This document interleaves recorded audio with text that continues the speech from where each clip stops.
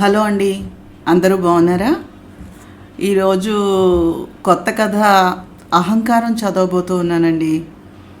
దీనికి ముందు ఒక చిన్న మాట చెప్పాలి.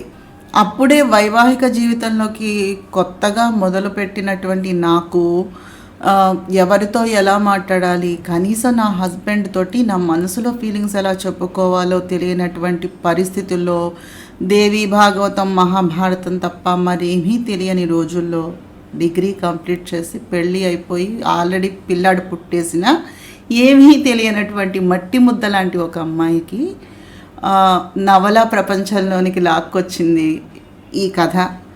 నవలలు చదవడం అంటే ఏదో కథలు చదివేసి వదిలిపెట్టేయడం కాదండి. ఆ పరిస్థితులు కనుక వచ్చినట్లయితే మన యొక్క మైండ్ స్ట్రెంగ్త్ని పెంచుతుందేమో, ఆలోచన విధానాన్ని మారుస్తుందేమో పుస్తకం. అందుకే అన్నారు కదా, ఒక మంచి బట్ట కట్టుకోవడం కంటే మంచి పుస్తకాన్ని చదవండి అని చెప్పని. నిజంగా పుస్తకాలు ఎంత మనని మార్పు చెందిస్తాయి అంటే, ఈరోజు మీ అందరి ముందు కూర్చుని నేను మాట్లాడుతున్నాను. అలాగే నేను కొన్ని కథలు రాస్తున్నాను. మంచి విశ్లేషణే దానికి వస్తున్నాయి, మంచి కామెంట్స్ కూడా దానికి వస్తున్నాయి. నవేడేస్ ఎలా మాట్లాడాలి, ఎలా ఉండాలి అనే విషయాన్ని నాకు కేవలం పుస్తకం మాత్రమే నేర్పించింది. నేను చూస్తున్న ఇంతమంది మనుషుల మధ్యలో నన్ను ఇంతదాకా సస్టైన్ అయ్యేలా చేసింది అంటే అది కేవలం బుక్స్ అండి, బుక్స్. అందుకని కుదిరితే ఒక మంచి నవలని గిఫ్ట్గా ఇవ్వడానికి ప్రయత్నం చేయండి, చదివించండి మీ పిల్లల చేత. ఈరోజు ఇంతమంది వైవాహిక జీవితాలు పాడైపోతున్నాయంటే టెక్స్ట్ బుక్స్ని, పీసీస్, కంప్యూటర్స్, వాయిస్ వీటిని గురించి తెలుసుకున్నట్టుగా చుట్టుపక్కల ఉన్నటువంటి ప్రపంచాన్ని, మన యొక్క వ్యక్తిగతమైనటువంటి విషయాల గురించి మనం ఆలోచించే సమయమే మనకు లేకపోవటం వలన, అసలు ల్యాక్ ఆఫ్ నాలెడ్జ్ అండి. పక్క వాళ్ళతోటి ఎలా ఉండాలి, ఒక వైఫ్తో ఎలా ఉండాలి, ఒక హస్బెండ్తో ఎలా ఉండాలనే విషయాలు మనకు తెలియకపోవడం వలన, అది నేను కేవలం ఎదుర్కొన్నాను, బై ఎక్స్పీరియన్స్ నేను మీకు చెప్తున్నాను. ప్లీజ్ మీకు కుదిరినంతలో పక్క వాళ్ళ చేత పుస్తకాలు చదివించడానికి ప్రయత్నం చేయండి. నవలలు మనకి ఏం నేర్పిస్తాయి అంటే మనం కంపేర్ చేసుకోవటం కాదు, కానీ కొన్ని సిచ్యువేషన్స్ వచ్చినప్పుడు మనం ఇలా చెయ్యకుండా ఉంటే బాగుంటుందనే కనీసపు విచక్షణ, జ్ఞానం ఏదైతే ఉంటుందో అది మనకి ఇస్తాయి పుస్తకాలు. సో ప్లీజ్ ప్లీజ్ ప్లీజ్ కుదిరినంతలో పుస్తకాలు చదివించడము. ఇలాగా ఈ రోజుల్లో నాలెడ్జ్ రకరకాల టైప్స్లో నావెల్స్ కూడా వస్తున్నాయి కాబట్టి సజెషన్స్ కింద ఇవ్వడము. ప్లీజ్ ప్లీజ్ నా ఛానల్ అని కాదు, ఏ ఛానల్ అయినా ఎలాగైనా సరే మనకి కౌన్సిలింగ్ల కోసం అని ఎవరి దగ్గరకు వెళ్ళే అవసరం లేకుండా స్వీయంగా మనం ఏం చేసామనే విచక్షణ జ్ఞానం ఉన్నట్లయితే చాలు కదండి. చాలా సమస్యల నుంచి మనం దూరంగా ఉంటామేమో. మన నవేడేస్ ఇన్ని ప్రాబ్లమ్స్, మానసిక రోగుల గురించి సైకాలజీ అనే సబ్జెక్ట్ని పెట్టుకుని చదువుకుని మనం దానికోసమని వాళ్ళ మీద డిపెండ్ అయ్యి ఇంత ప్రాబ్లం ఫేస్ చేయడం కంటే విచక్షణ జ్ఞానాన్ని కనీసం మనం ఏం చేస్తున్నాం అనే ఆలోచన మనకి రావడానికి దోహదపడేటటువంటి పుస్తకాలు చదవడంలో తప్పు లేదేమో కదా.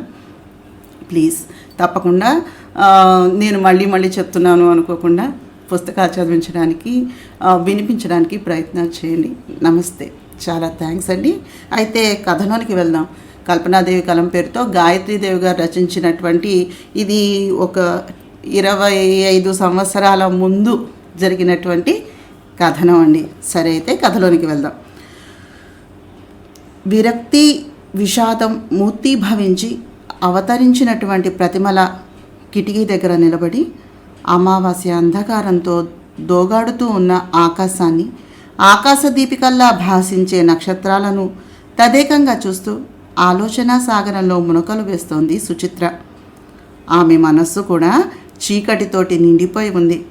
రాత్రి వరకు మిణుకుమంటూ అంటిపెట్టుకుని ఉండి ఎంతో ప్రోత్సాహాన్ని, ధైర్యాన్ని, సహనాన్ని ఇచ్చి భవిష్యత్తులో సుఖం ఉందని ఊరించే ఆశ కాస్త ధనుంజయ శాసనంతో ఎవరో ఊదేసినట్టుగా ఆరిపోయింది. రేపటి నుంచి ఒంటరిగా ఈ సమాజంలో నిలబడి పరిస్థితులతోటి పోరాడుతూ జీవించటం అంటే మాటలా? అలా అని చేయగలిగింది మాత్రం ఏముంది? అతకని మనసులతోటి ప్రతీక్షణం చిత్రహింస భరిస్తూ బతకడం కంటే అదే నయమేమో కదా. పెళ్ళి కాకుండా బాగుండేది. ఆ కన్నె కలలే ఎంతో తీయగా, అందంగా ఊరించేవి. 3 సంవత్సరాల వైవాహిక జీవితానికి నిదర్శనంగా తనకి మిగిలింది ఏమిటి? అత్త ఆరళ్ళు, భర్త చిరాకు, ఆడబిడ్డల నిరసన, మామగారి మౌనం, సమస్యలు, కష్టాలు, కన్నీళ్ళు కాక లోకమంటే ఏమిటో తెలియని అమాయకమైనటువంటి ఏడాది పసిపాపడు.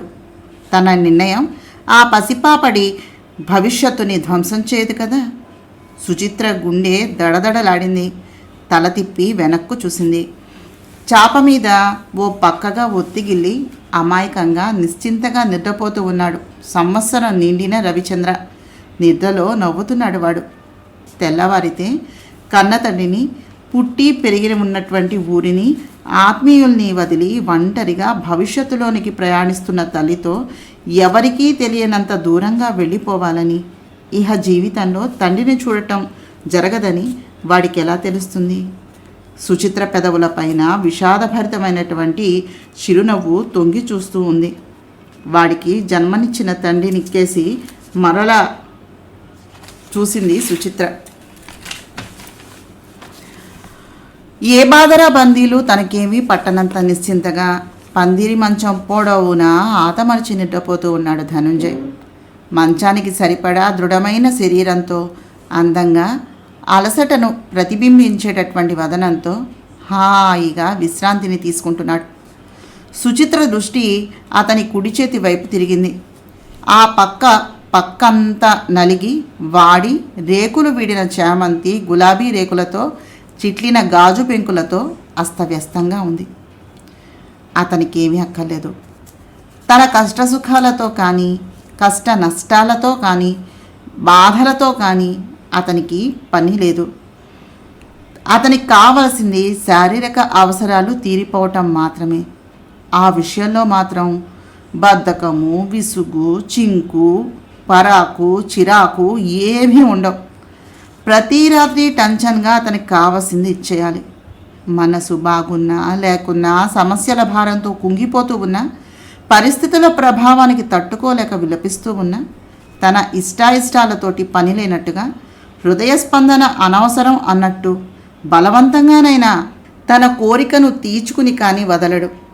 మరి రేపటి నుంచి ఆ అవసరాలు ఎవరు తీరుస్తారో? సుచిత్ర పెదవులపైన శుష్కహాసం విసిరింది. అదే ప్రశ్న రాత్రి ఆమె వేసినప్పుడు జరిగినటువంటి దృశ్యం కళ్ళ ముందు నిలిచింది ఆమెకు. చిత్ర, ఇలారా. మంచం మీద ఎంత దొల్లినా నిద్రపట్టక, ఇంకా పిలవక తప్పనిసరి కావటంతో అన్నాడు ధనుంజయ్. రవిచంద్ర పక్కన ముడుచుకుని పడుకున్న సుచిత్ర లేవలేదు. కనీసం తల కూడా తిప్పి చూడలేదు. పక్కలదిరేలాగా ఏడుస్తోంది. నిన్నే పిలిస్తే పలకమే? ఈసారి మరింత గట్టిగా వినిపించింది అతని కంఠం. అందులో అసహనం, చిరాకు స్పష్టంగా ధ్వనించాయి. ఎందుకు? తిరిగి చూడకుండానే అడిగింది. ఎందుకో చెబితే కానీ రావా? కోపంగా లేచి కూర్చున్నాడు.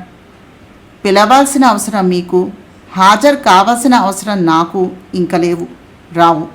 మన సంబంధ బాంధవ్యాలు గంట క్రితమే తెగిపోయాయి. సూటిగా వచ్చింది జవాబు. నా గదిలో, నా సమక్షంలో, నా భార్యగా ఉండగా రాను అని నువ్వు అనటానికి వీల్లేదు. తెల్లవారి నువ్వు ఈ ఇల్లు విడిచి వెళ్ళాక కానీ నీ ఇష్టాలు, అహంకారాలు చెల్లుతాయే తప్ప ఈ గదిలో కాదు. అంత ఇష్టం లేని దానివి ఈ గదిలో ఎందుకు దూరావు? మంచం దిగి చాప దగ్గరగా వస్తూ అన్నాడు. మీ అక్క చెల్లెళ్ళు ఉన్న గదులన్నీ ఆక్రమిస్తే ఎక్కడ దాచుకోవాలి? అర్ధరాత్రి ఆడదాన్ని నడివీధిలోనికి నెట్టకుండా ఆశ్రయం ఇచ్చిన ఉదార స్వభావాలు కదా అని ఇక్కడ పడుకున్నాను. మీకు అడ్డుగా ఉంటానని తెలియదే. హేళనగా వ్యంగ్యంగా ఉంది సుచిత్ర. అప్పటికే ఆమెను సమీపించిన ధనుంజయ్ చటుక్కున వంగి ఆమెను చేతులతో చుట్టి పైకి లేపబోయాడు. అతనికి ఆ అవకాశం ఇవ్వకూడదని అతన్ని చేతుల్ని బలంగా నెట్టి దూరంగా జరగబోయింది సుచిత్ర. ఆ రోజు ఏమైనా అతనికి లొంగకూడదని ఆమె అభిప్రాయం.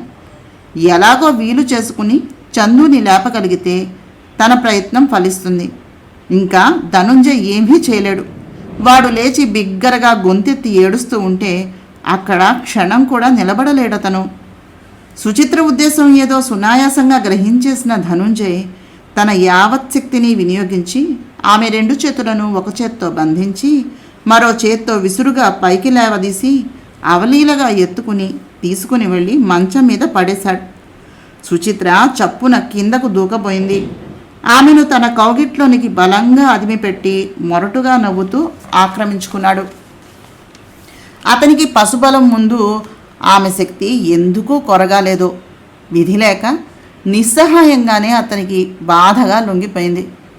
12 అవుతూ ఉండగా ఆమెను విడిచిపెట్టి అలసటగా వెనక్కి వాలుతూ, ఈ బలవంతంలో కూడా ఓ విధమైన ఆనందం ఉంది చిత్ర. అది ఈరోజే తెలుసుకున్నాను. నాకు ఈ టేస్ట్ కూడా చూపించినందుకు చాలా థ్యాంక్స్. చిత్రంగా నవ్వుతూ అన్నాడు ధనుంజయ్.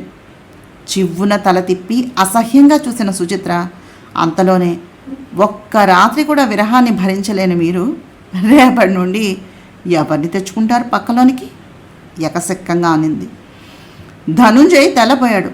అంతలోనే తేలిగ్గా నవ్వేస్తూ, డబ్బులు విసిరేస్తే సుఖానికి ఏమి లోటు, బజార్లో కావలసినంత దొరుకుతుంది పరిహాసంగా అన్నాడు. జీతం వచ్చిన నాటి రాత్రే నిలబెట్టి అంతా వసూలు చేసే తల్లి, ప్రతి పైసకు కారణాలు అడిగే తల్లి, సిగరెట్లు కాఫీకి అని గీసినట్టుగా 10 రూపాయలు లెక్కపెట్టి చేతికి ఇచ్చే మహాంకాళి తల్లి ముందు బజాజ్ స్త్రీకి డబ్బులు ఇస్తానని అడిగితే తీసుకెళ్లేటటువంటి ధైర్యం అతనికి ఏ పాటి ఉందో సులువుగానే ఊహించుకోగలిగిన సుచిత్ర అతన్ని చూసి మందహాసాన్ని చేసింది. ఎందుకు నవ్వుతావు? ఆ నవ్వులోని అర్థాన్ని గ్రహించేసిన ధనుంజయ్ ఆవేశంగా అరిచాడు. చీత్కారంగా చూసి మంచం దిగి కిటికీ దగ్గరగా వెళ్ళిపోయింది. అమ్మా! నిద్రలో లేచి ఏడుస్తూ పిలిచాడు చందు. సుచిత్ర వాస్తవంలోకి వస్తూనే పరుగున వెళ్ళి వాడిని దగ్గరకు లాక్కుని గుండెలకు హత్తుకుంటూ కళ్ళం తుడుచుకుంది. చందు పాల కోసమని తణుకుంటున్నాడు గుండెల మీద. అప్పుడు కానీ పీలికలైన జాకెట్ వంక చూసుకోలేదామె. ఏహ్యభావం కదిలే కళ్ళతోటి ధనుంజయ్ వంక చూస్తూ చందుకి పాలు ఇవ్వసాగింది. అసలు చందుకి పాలు ఇవ్వడానికి వీల్లేదని పోతపాలే పట్టమని ఎంత గొడవ చేశాడో ధనుంజయ్. పసివాడికి పాలిస్తే అందం పాడైపోతుందని, తను ఆ అందాన్ని చూసే మనసు పడి పెళ్లి చేసుకున్నానని, ఆ అందం కాస్తా పోతే మొహం చూడలేనని ఎంత పేచీ పెట్టాడు. తన అదృష్టం బాగుండి అత్తమామలు కూడా తనకి సపోర్ట్ పలుకుతూ ధనుంజయ్ని వ్యతిరేకించారు కనుక తను పూర్తిగా మాతృత్వంలోని ఆనందాన్ని చవిచూస్తోంది. పాలు తాగుతూ ఉన్న చందు తనను ఆప్యాయంగా నిమురుతున్న సుచిత్ర హఠాత్తుగా కలిగిన ఒక సందేహానికి ఉలిక్కి పడింది. వెలుగు వస్తే తను ఇక్కడ క్షణం కూడా ఉండకూడదనే నిర్ణయం ఆ కుటుంబ సభ్యులంతా ఏకగ్రీవంగా తీర్మానించారు. ఎట్టి పరిస్థితుల్లోనూ వాళ్ల నిశ్చయం మారదు. ఒకవేళ మార్చాలనుకున్నా ఇంత జరిగాక తను ఉండదు. చందుతో ఈ మనుషులను పరిసరాల్ని దాటి సుదూర తీరాలకు వెళ్ళిపోయి ఒంటరిగా బతకాలి అనే నిశ్చయం ఆమెలో దృఢతరమైంది. ఈ పరిస్థితుల్లో ధనుంజయ్ తోటి ఇంతవరకు కాపురం చేసినందుకు ఫలితంగా మరో జీవి తన గర్భంలో చోటు చేసుకుంటే ఎలాగా? సుచిత్ర గుండె దడదడలాడింది క్షణంసేపు. శాశ్వతంగా బంధాలు తెంచుకుని వెళ్ళిపోతూ ఉన్న తనని రాత్రి బలాత్కారంగా అనుభవించాడు ధనుంజయ్. ఇంతవరకు అలాంటి మార్పు తన శరీరంలో రాకున్నా రాత్రి ధనుంజయ్ ప్రవర్తన దాన్ని రప్పించదని గ్యారంటీ ఏమిటి? దురదృష్టవశాత్తు ఇదే నిజమైతే లోకులు, ఆత్మీయులు, స్నేహితులు కూడా తనను శంకించే అవకాశం చేతులారా తనే ఇచ్చి ఆత్మబలంతో ఆ శిశువును కూడా సాకటమా? లేక ఎవరో అపార్థం చేసుకుంటారనే భయంతో దాన్ని మొగ్గలోనే తుంచేయటమా? నొసలు ముడిచి ఆలోచిస్తూ ఉన్న సుచిత్రలో అంతలోనే మొండి ధైర్యం వచ్చి నిండింది. 3 సంవత్సరాలుగా సంసారం చేస్తూ ఉన్న ఏనాడు అనురాగం పంచి ఇవ్వని భర్త, ఇంటెడు చాకిరీ చేసి సంపాదించి 100 చేతుల్లో పోస్తూ ఉన్న రవ్వంత జాలి కనికరం లేని అత్త, తమకన్నా వయస్సులో చిన్నది అనే అభిమానం ఇసుమంత కూడా లేకుండా అడుగడుగున అధికారాన్ని చెలాయిస్తూ వీలు దొరికితే సాధించే ఆడబిడ్డలు, ఇంట్లో ఎంత యుద్ధగాండ జరుగుతూ ఉన్నా వీసమంతా కూడా పట్టించుకోకుండా వేల్టికి వచ్చి ఇంత తినిపోవటం తప్ప తన బిడ్డలాంటి ఆడకూతురే అయ్యో పాపం అనేశాను అనేటటువంటి సానుభూతైనా కూడా చూపించని మామగారా? సుచిత్ర కళ్ళ ముందు వీరంతా నిలిచారు. ఈ నరరూప రాక్షసులంతా తనని ఏమనుకున్నా ఖాతరు చేయదు. వీళ్లే కాదు, లోకం అంతా వేలెత్తి చూపినా బాధపడదు, సిగ్గుపడదు. తాను తప్పు చేయనప్పుడు భయపడ్డం అవివేకం. తన ఊహే నిజమైతే చందులాగానే కని పెంచుకోవాలి. ఈ లోకంలో తనకున్నది వాళ్ళిద్దరే, వాళ్ల కోసమే జీవిస్తుంది. భగవంతుడు దయామయుడు కనుక తనకి గవర్నమెంట్ జాబ్ దొరికింది. ఎలా బతకాలి అనే చింత లేదు. రెక్కల్లో సత్తువ ఉన్నంతకాలం హాయిగా పోషిస్తుంది. కన్నతండ్రికి పిల్లలు అవసరం లేకపోయినా జన్మనిచ్చిన తల్లిగా తన బాధ్యత తను నెరవేర్చి తీరాలి. వెలుగు వస్తున్నందుకు చిహ్నంగా తూర్పు దిక్కు ఎర్రబడి కిటికీలో నుంచి లోపలికి తొంగి చూస్తూ ఉంది. కాకులు కావు కావుమంటూ అరుస్తున్నాయి. సుచిత్ర ఈ లోకంలోకి వచ్చింది. నిద్రపోతున్న చందుని చాప మీద పడుకోబెట్టి ధనుంజయ్ పరాక్రమానికి నిదర్శనంగా పీలికలై వేలాడుతూ ఉన్న జాకెట్ తీసేసి మరొకటి వేసుకుని తన బట్టలు, చందు బట్టలు పెట్టెలోకి సర్దుకుని అంతవరకు ఎవరికీ తెలియకుండా ప్రాణప్రదంగా పెట్టె అడుగున ఉండిపోయి రేకు కింద భద్రంగా దాచుకున్న 25 రూపాయలు తీసి జాకెట్లో పెట్టుకుని పావుగంటలో తయారైంది సుచిత్ర. ఆమె సామాన్లు ఎన్నో ఉన్నాయి ఆ గదిలో. తను తీసుకెళ్ళలేదు. తీసుకుని వెళతాను అన్న అత్తరాక్షసి అంగీకరించదు. చిన్నగా నిట్టూర్చి వాటన్నింటినీ చివరిసారిగా అన్నట్టు చూసుకొని చందుని ఎత్తుకోబోతూ యథాలాపంగా భర్త వంకకు చూసింది. అతను మంచి నిద్రావస్థలో ఉన్నాడు. ఏదో తెలియని మమత స్పందించే హృదయం ఆమెను మైకంలోకి ముంచి అతని వైపు నెట్టాయి. అడుగుల్లో అడుగు వేసుకుంటూ వెళ్ళి ఏనాడు ప్రదర్శించని చొరవతోటి అతని నుదురు, పెదవులు ముద్దాడింది. ప్రేమగా అతని క్రాఫ్ట్ని సవరించాయి చేతులు. గుండెల్లో నుంచి తన్నుకొచ్చే అనురాగాన్ని, దుఃఖాన్ని ఎలా నిగ్రహించుకోవాలో సుచిత్రకు ఆ క్షణంలో అర్థం కాలేదు. అతను తనని మనిషిగా ఏనాడు చూడకపోయినా ఆడది అని మాత్రం బాగా గుర్తుంచుకున్నాడు. మనసున్నదని చెప్పి మొత్తుకుంటూ ఉన్నా వినకపోయినా శరీరావసరాలు తీర్చుకునేందుకు పనికి వస్తుందని బాగా భావించాడు. ఆశలు, అభిరుచులు ఉంటాయని గ్రహించకపోయినా తన కంటికి నచ్చే అందం, ఆనందాన్ని ఇవ్వగల శరీర సౌష్ఠవంలో ఇంపైన వంపుసొంపులు ఉంటాయని మాత్రం మర్చిపోకుండా రాత్రి కూడా తన తాపం చల్లార్చుకున్నాడు. వ్యక్తిగతంగా అతను ఎలాంటి వాడైనా నిండు మనస్సుతో సర్వాన్ని సమర్పించుకుంది తాను. ఈరోజు ఆ జీవిత సర్వస్వాన్ని, సౌభాగ్యాన్ని చేజేతులారా విడిచి వెళ్ళిపోతోంది. ఈ సాహసం దేనికి దారితీస్తుందో కళ్ళ నిండుగా సుళ్ళు తిరిగిన కన్నీళ్లు జలజల వర్షించాయి కిందకి. పిచ్చి ఆపేక్షతోటి పదే పదే తమకంగా, అపురూపంగా వెచ్చని ముద్దులతోటి అతని ముఖం నిండా ముద్రలు వేసేస్తున్న సుచిత్ర ఒకే క్షణంలో తలుపు చప్పుడు అవుతున్న శబ్దానికి కావటంతో టేబుల్ మీద గడియారం గొంతు చించుకున్నట్టుగా అలారం మోగడం, ఏనుగులు తొక్కిన మెలకువరాని ధనుంజయ్ కళ్ళు తెరిచి చూడటం ఎట్ ఎ టైంలో జరగటంతో ఉలిక్కిపడి వెనక్కు జరిగింది. ధనుంజయ్కి మొదట ఏమీ అర్థం కాలేదు. కానీ విపరీతమైన ఆశ్చర్యం మాత్రం కలిగింది. ఎందుకంటే అతను ఎప్పుడు ఆమె మీద చెయ్యి వేసినా సిగ్గుతో ముడుచుకుపోవటం, అసౌకర్యంగా ప్రవర్తించటం, వెంటనే అనుమతించక ఇబ్బంది పెడుతూ చికాకు కలిగించడమే అతనికి తెలుసు. ఎప్పుడు అతని సరదాలని, కోరికలను సుచిత్ర గుర్తించలేదు, సహకరించలేదు.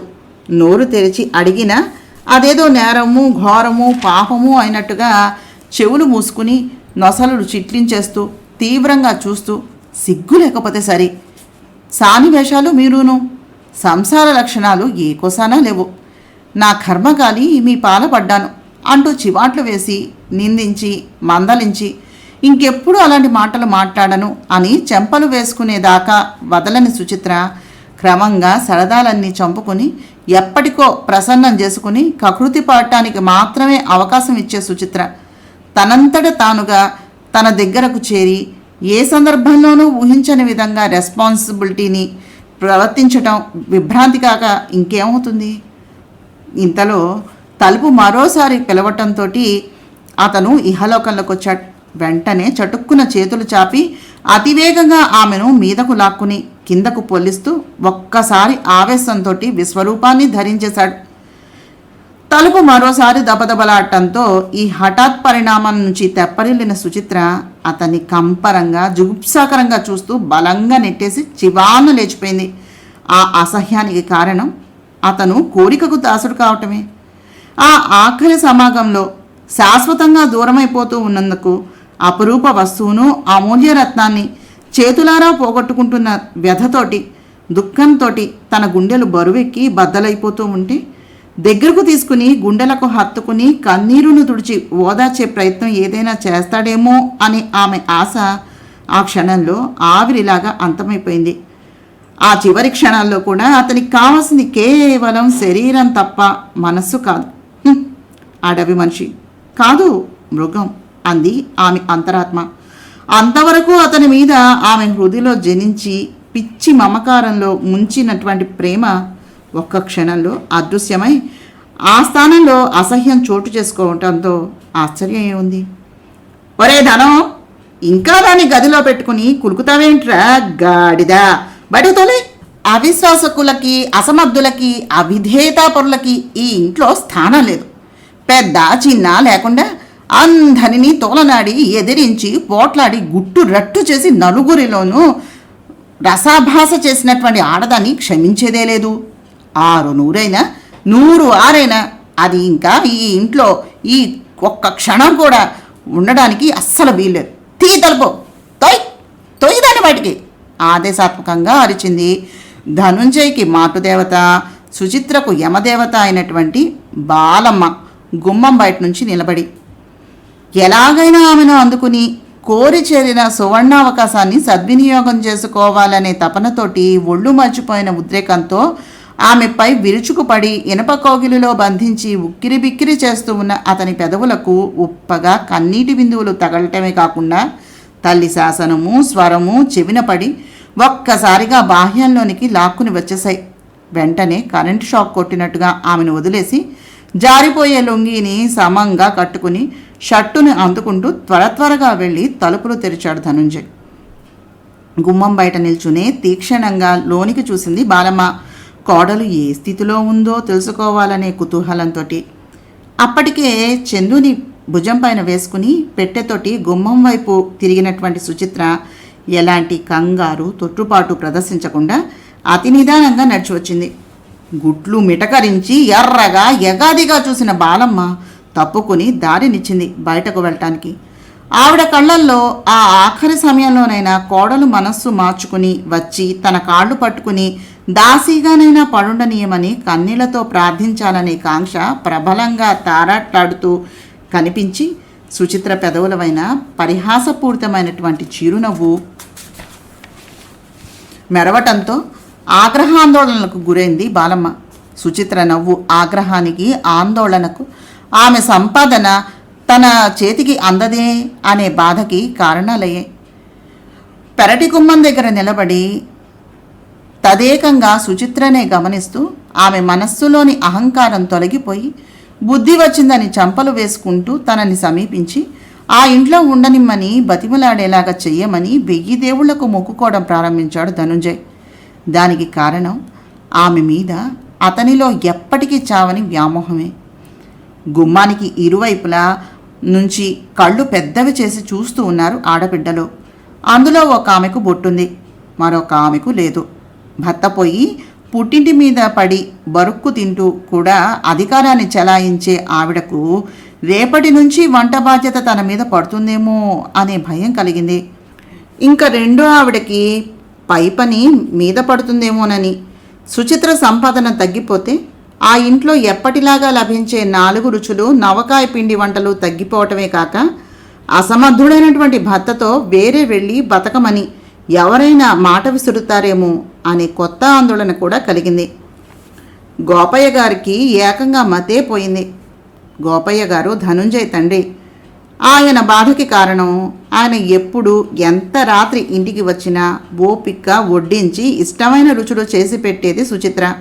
అంతేకాక ఆమె ఆఫీసు స్టాఫ్ ఆయనకు ఆనందాన్ని కలిగించే లంకపోగాకు తెచ్చి ఇచ్చేవారు అప్పుడప్పుడూను. అంతేకాక మనవడు దూరం అయిపోతున్నాడు. ఇప్పుడిప్పుడే తప్పటడుగులు వేసి మురిపిస్తూ ఉన్నాడు వాడు. తల్లి లేకుండా బిడ్డను పెంచే స్తోమత, ధైర్యము ఆ ఇంట్లో ఎవ్వరికీ లేవు. ఒకవేళ ఎవరైనా నోరు తెరిచి ఆ మాట అన్నా బాలమ్మ భద్రకాళిలాగా మీద పడి బరికేస్తుంది. వాళ్ళ ముఖాలలోని ఫీలింగ్స్ని బట్టి ఆంతర్యంలోని స్వార్థాన్ని గ్రహించేసిన సుచిత్రకి మరింతగా కంపనం ఎత్తేసింది శరీరం. అంతవరకు ఆమెను భయపెట్టిన బాధ, ఆవేదన చిత్రంగా మాయమైపోయి విరక్తి నిండిపోయింది అణువణువున. పెదవి కదిపి ఎవ్వరితోనూ ఏమీ అనకుండానే నడిచి వెళ్ళి గుమ్మం దాటేసింది. ఆతృతగా చూస్తున్న అందరి కళ్ళు ఆమె అటుగా పోతున్న రిక్షాను ఆపి ఎక్కేయటంతో భరించలేని ఆశాభంగానికి లోనైనాయి. ఒక్క చిన్న మాట వేడుకోలుగా సుచిత్ర అని ఉన్నట్లయితే అక్కడి వాళ్ళంతా తమ స్వార్థాల కోసమని, స్వప్రయోజనాల కోసమని ఆమెను విశాల హృదయంతో క్షమించేసి ఇంట్లో స్థానంతో పాటుగా వెనకటి చిత్రహింసలను కూడా కంటిన్యూగా ప్రసాదించేసేవారే. దానికి విరుద్ధంగా జరగటంతో అంతా తేలుకుట్టిన దొంగల్లాగా మెదలకుండా ఉండిపోయారు. కానీ బాలమ్మ మాత్రం రైల్వే స్టేషన్లో ట్రైను ఎక్కబోతూ ఉన్న సుచిత్రకి కూడా వినిపించేంత గట్టిగా స్వరాన్ని పెంచి సుచిత్ర గర్వాన్ని, అహంకారాన్ని, పొగరును, ఆమెను పెంచుకున్నటువంటి వాళ్లను, కన్నవాళ్లను, తాడి కట్టిన ధనుంజయ్తో సహా అందరినీ 1000 నోళ్లతో, సహస్రనామాలతో కడుపు మంట చల్లారే వరకు దీవించి అలసిపోయి చివరికి ఆ విసురు ధనుంజయ్ మీద చూపించింది. కసిదీర కొట్టి తిట్టి భార్యను చెప్పు చేతల్లోకి తీసుకురాలేనటువంటి అసమర్థుడిగా సెటిఫై చేసేసి ఆఖరిగా ధనుంజయ్ సుచిత్ర అందానికి ఆశపడి తనను ఆలోచించుకోనివ్వకుండా కంగారు పెట్టేసి పెళ్ళాడకుండా ఉన్నట్లయితే తను ఇంకో గొప్పింటి అమ్మాయిని, లక్షాధికారిని పట్టి ధనంలో జలకాలాడకపోయేదా? శని వెధవ తన ఆశల్ని సర్వనాశనం చేసేశాడు. సంపాదించే పిల్ల కదా అని సమ్మతించినందుకు చివరికి ఇలాంటి పరిస్థితి వచ్చిందే అని వాపోయింది సర్వస్వరాలతోనూ. అంతేకాని పెళ్లి చూపుల రోజున పేరయ్య చెప్పినటువంటి విషయం మాత్రం మరచిపోయి అలా పేలలేదావిడ. ఆ ఉక్రోషానికి కారణం అక్కసు తీరక. ప్రైవేట్ కంపెనీలో ఏదో 500 ఇచ్చినంత మాత్రాన, ఒక ఇల్లు, ఎకరం పొలం ఉన్నంత మాత్రాన 10,000 కట్నంతో 5,000 విలువ చేసే బంగారంతో BA పాస్ అయ్యి టైపు, షార్ట్ హ్యాండ్ నేర్చి తండ్రి పరంగా సంక్రమించినటువంటి మున్సిపల్ ఆఫీస్లో LDCగా ఉద్యోగం చేసే అందమైన యువతి, వినయ విధేయతలు కలది, లేత వయస్సున్న అన్నుల మిన్న, అంతకు మించి సద్గుణ సంపన్నురాలు కోడలిగా లభించడం ఈ రోజుల్లో అసాధ్యం బాలమ్మ గారు అన్నాడాయన. ఆయనిచ్చిన ధైర్యంతోనే ధనుంజయ్ కూడా సుచిత్ర మీద తనకున్న అపారమైన మోజును వివరించి పట్టుపట్టడంతో సరే అనేసినందుకు ఆ రోజు తీరిగ్గా కూర్చుని విలపించసాగిందావిడ. ఒంటరిగా బతకడం అంటే మాటలు కాదు సుచి. నా మాటలు విని నీ నిర్ణయాన్ని మార్చుకో. మగదక్షత లేని స్త్రీ జీవితం కత్తి మీద సాము లాంటిది. ఆడదానికి భర్త తర్వాతనే మిగిలిన ప్రపంచం అంతాను. కట్టుకున్న మగవాడు ఎలాంటి వాడైనా అతని నీడనే రోజులు దొల్లించడం కన్నా గత్యంతరం ఏమీ లేదు. నీకా 23 దాటలేదు. వయస్సులో ఉన్న ఆడపిల్లవి. ఒక పసివాడితోటి జీవితంలో స్థిరపడి పరిస్థితులతోటి పోరాడుతూ బతకటం అసాధ్యమైన పని. నేను అంగీకరించలేను. దృఢమైన స్వరంతో హెచ్చరింపుగా అంది వర్ధనమ్మ. నువ్వు చెప్పేవన్నీ కూడా పాతకాలం కబుర్లు పెద్దమ్మా. ఆడవాళ్లే దేశాల్ని పరిపాలిస్తున్నటువంటి రోజులివి. ఇలా అనుకునే ఎందరో స్త్రీలు తమ తెలివితేటలను, సామర్థ్యాలను విస్మరించి నిస్సహాయంగా భర్త అనబడేటటువంటి పిశాచి శాసనాలకు, అధికారాలకు బలైపోయారు. ఆ తరం మారిపోయింది. ఈ నవ సమాజంలో ఆడదానికి అసాధ్యం అన్నది ఏదీ లేదు. మగవాడి అధికారానికి లోబడి దాసోహం చేస్తూ తన శక్తియుక్తుల్ని పణం పెట్టే అబల కాదు నేటి స్త్రీ. నీలాగనే ఆలోచిస్తే ద్వాపరయుగంలో శ్రీకృష్ణ పరమాత్మ వెంట వెళ్ళి అతను మూర్ఛితుడైనప్పుడు తనే నరకాసుడిని ఎదిరించి పోరాడి వధించిందిగా సత్యభామ. ఆమె స్త్రీ కాదా? నీలాగే ఆలోచిస్తే ఆ పని చేయగలిగి ఉండేదా? ఝాన్సీ లక్ష్మీబాయి స్త్రీ కాదా? పల్నాడు చరిత్రలోనే నిలిచిపోయిన నాగమ్మ స్త్రీ కాదా? సుభద్ర స్త్రీ కాదా? ఎందరో స్త్రీలు తమ సామర్థ్యాన్ని స్పష్టంగా, ధైర్యంగా చాటి చెప్పినటువంటి ఈ దేశంలో పుట్టి ఆఫ్టర్ ఆల్ నన్ను నేను పోషించుకోలేని అసమర్థురాల్ని కావాలా? No, never. ఇంకెప్పుడూ నా దగ్గర ఈ పిరికి మాటలు మాట్లాడుకో. అయినా నేను ఒంటరిని ఎలా అవుతాను, వెంట నువ్వుండగా? చిత్రంగా నవ్వింది సుచిత్ర ఆశగా చూస్తూ. అంటే? వర్ధనమ్మ నోరు తెరిచి చూస్తూ ఉండిపోయింది. పెదనాన్నగారు పోయాక నువ్వు గుమ్మం దాటాల్సిన పరిస్థితి ఇంతవరకు రాకపోయినా ఇప్పుడొచ్చింది. ఒక్కదానివి ఇక్కడ కాచుకుని తాగే బదులు నాతో వస్తే నాకు సహాయంగాను అండగాను కూడా ఉంటావు. నువ్వు నా ఇంట్లోనే ఉంటే చందు గురించి నేను భయపడాల్సిన పని ఉండదుగా. నువ్వు నా మాట కాదనమనే అభిప్రాయంతోనే ఇంత దూరము వచ్చాను. 2 రోజుల్లో బయలుదేరి వెళ్ళిపోవాలి. ఈ సమయంలో నువ్వు కాదన్నా వెరుకంజ వేసే ప్రసక్తి కానీ, నిర్దాక్షిణ్యంగా బయటకు గెంటేసిన భర్త కాళ్లను పట్టుకుని ప్రాధేయపడే ప్రసక్తి కానీ లేనే లేదు. నాకెవ్వరూ లేరనుకుంటాను అంతే, స్థిర గంభీరంగా పలికింది సుచిత్ర కంఠం. అప్పటికే చందుని ముస్తాబు చేయటం పూర్తయిపోయింది. వాణ్ణి ఎత్తుకుని వెళ్ళి షూస్ వేసుకుంటూ, నేను శకుంతల ఇంటికి వెళ్తున్నాను. ఊళ్ళోకి వచ్చి కూడా కనపడకుండా వెళ్తే అది బాధపడుతుంది. నేను తిరిగి వచ్చేలోగా ఆలోచించుకుని అంగీకారమో తిరస్కారమో తెలియజేయి అంటూ గుమ్మాన్ని సమీపించింది సుచిత్ర. కల్పనాదేవి కలం పేరుతో గాయత్రీదేవి గారు రచించినటువంటి అహంకారం నవలను చదువుతున్నాను. కథ అయితే బాగుంటుందండి, తప్పకుండా వినండి. మీ అభిప్రాయాలని తప్పకుండా తెలియజేయండి. అలాగే మా ఛానల్ని సబ్స్క్రైబ్ చేసి షేర్ చేసి లైక్ చేసేయండి. నమస్తే.